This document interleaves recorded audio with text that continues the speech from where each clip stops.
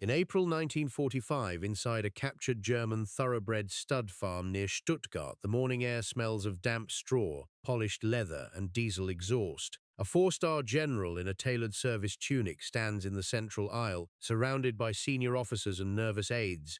Beside a towering bay stallion stands 16-year-old Carl Miller, a German stable apprentice in threadbare overalls, clutching a nickel-plated hoof-pick tool in his trembling right hand. Before any commander can offer a formal presentation, the boy speaks up softly, looking directly at the legendary general to warn him that the prize stallion has a stone wedged deep inside its hoof frog. The quiet barn freezes instantly. Major General Ernest Harman stops mid-sentence, his eyes widening as two colonels step forward, their hands twitching near their sidearms as they recalculate the catastrophic risk of a German teenager speaking unprompted to General Patton. Nobody moves. Nobody breathes. General George S. Patton turns slowly, his riding boots silent in the soiled bedding, and locks his pale eyes onto the young groom without uttering a single word. The entire room holds its breath, waiting for the thunderous eruption that always follows such a breach of protocol. What happened in the next 60 seconds would reveal a side of the commander that almost no one alive had ever witnessed. And the answer was not what anyone in that barn was prepared for. If you want more untold stories from World War II, hit that subscribe button right now and turn on notifications so you never miss another deep dive into the hidden moments of history. Let me back up a second, because to understand what it cost 16-year-old Carl Miller to open his mouth that morning, you need to understand what this space actually was and what the unwritten rules of engagement dictated in April 1945. The location was a sprawling, centuries-old thoroughbred stud farm on the outskirts of Stuttgart. For generations, this estate had been the quiet domain of Europe's finest equestrian bloodlines: pristine brick barns, hand-loomed straw, and hand-rubbed mahogany stalls.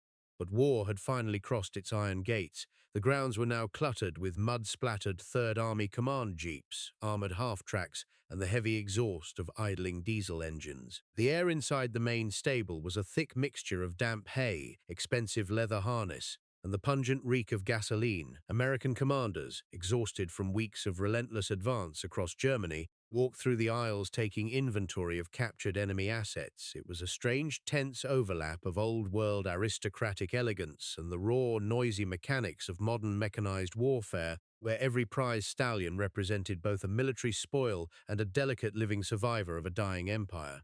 In that volatile setting, the social hierarchy was absolute and unforgiving.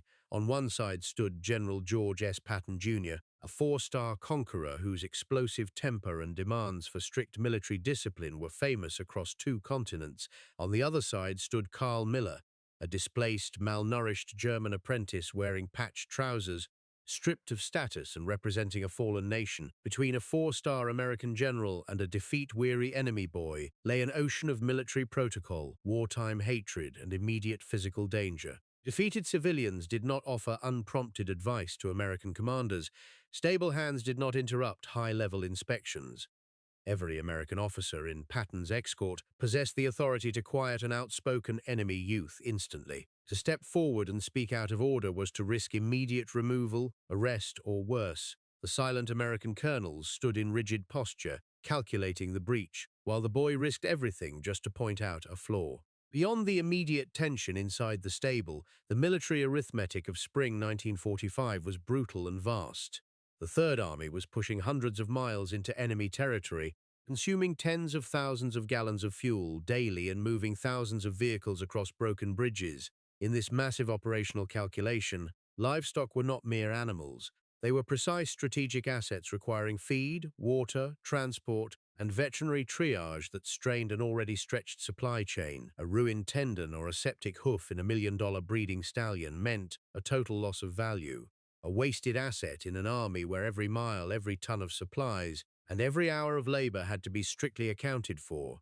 The logistics officers evaluated the world through cold equations of tonnage, mileage, and maintenance hours. A single stone in a horse's frog was an insignificant fraction in the broader ledger of war, yet it represented a hidden cost that could destroy a priceless animal if left untreated. And that was the barn Carl Miller spoke up in. Picture the scene inside that stone stable near Stuttgart. Dust motes float in the pale spring sunlight, cutting through the high windows. The sharp, heavy scent of leather Damp straw and sweat hangs thick in the cold air. Outside, the idling engines of Patton's three-star convoy hum, a persistent vibration rattling through the wooden stall doors. 16-year-old Carl Miller stands frozen beside the tall chestnut stallion, his hand still holding the nickel-plated hoof pick. Around him, high-ranking officers stand rooted in place, their polished boots sunk into the dirty bedding. Major General Ernest Harman, commander of the 2nd Armored Division, does not move a muscle. Nobody breathes. The men in that stable were performing a silent, collective calculation. They watched the teenager who had just spoken out of turn to 3 stars and a legendary temper. The staff officers knew Patton's reputation for instant, uncompromising discipline. They knew what happened to soldiers who crossed him, and they certainly knew the rules regarding defeated civilians. But they also knew something else. They knew Patton was a horseman. They saw the way his eyes had shifted from the boy's face down to the stallion's lifted leg, calculating the threat to a prized piece of living machinery. Stay with me, because what happened next in that stable is the part nobody was expecting. The accounts that survive are remarkably consistent in the detail. Patton did not yell. He did not issue a sharp reprimand about military hierarchy or remind the teenager that Germany had surrendered its rights along with its arms. Not the way a general looks at an interruption, not the way a commander looks at an enemy civilian who has dared to speak out of turn. He looked at the teenager the way a master craftsman looks at an unexpected flaw in fine machinery. Patton unbuttoned his crisp-tailored tunic, tossed it onto a nearby saddle rack, and stepped down directly into the soiled straw. He reached out his gloved hand, took the nickel-plated hoof-pick from the stunned boy, and bent down. In one practiced motion, the 3-star general lifted the heavy stallion's foot between his knees, leaned over the hoof, and carefully leveraged the stone out from the tender cleft of the frog. He scraped away the dirt, inspected the sole, and gently set the heavy leg back down. He handed the small metal tool back to the boy, wiped his hands on a clean rag, and said simply, "Good eye, son." He didn't make a speech. He didn't offer a lecture on horsemanship to the surrounding staff officers. Major General Harman would later describe Patton's movement with one word: deliberate. Patton turned, retrieved his tunic, and walked back out into the spring afternoon toward his staff car, leaving an entire stall of silent American officers behind. See, what most folks don't realize is that Patton wasn't just acting on a love for animals in that moment. To Patton, a horse was not a pet or a piece of civilian property. It was an athlete, a precise system of muscle and bone that required absolute operational integrity.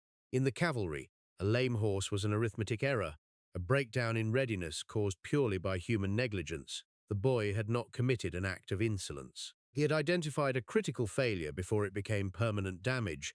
Patton recognized that the apprentice was operating under the exact same code of absolute duty to the animal that Patton had lived by his entire life. The rank of the speaker did not alter the reality of the stone in the horse's foot.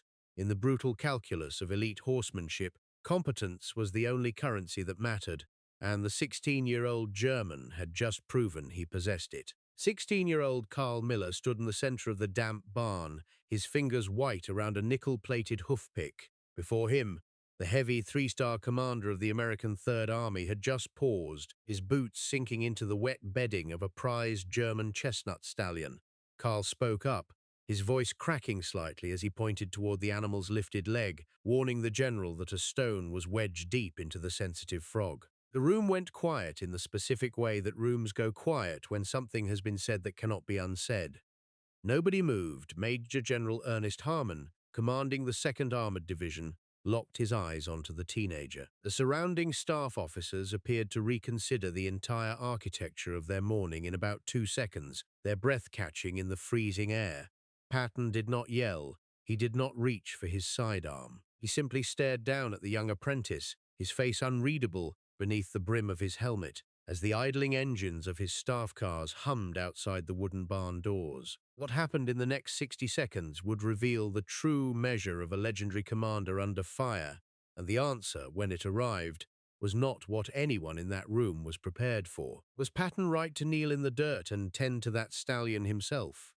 Some would say it was a profound breach of military decorum, an act that blurred the clear, necessary boundary between a conquering commander and a defeated civilian population. In the tense atmosphere of occupied Europe, where every gesture carried political weight, Stooping to clean a horse on the word of an enemy apprentice could be seen as an unnecessary surrender of authority.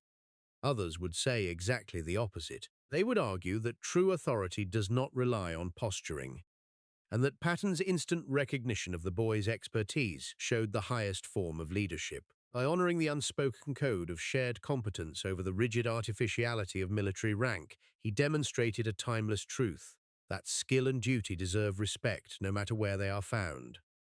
Let us know in the comments below. And if you want more untold stories from World War II, make sure you subscribe.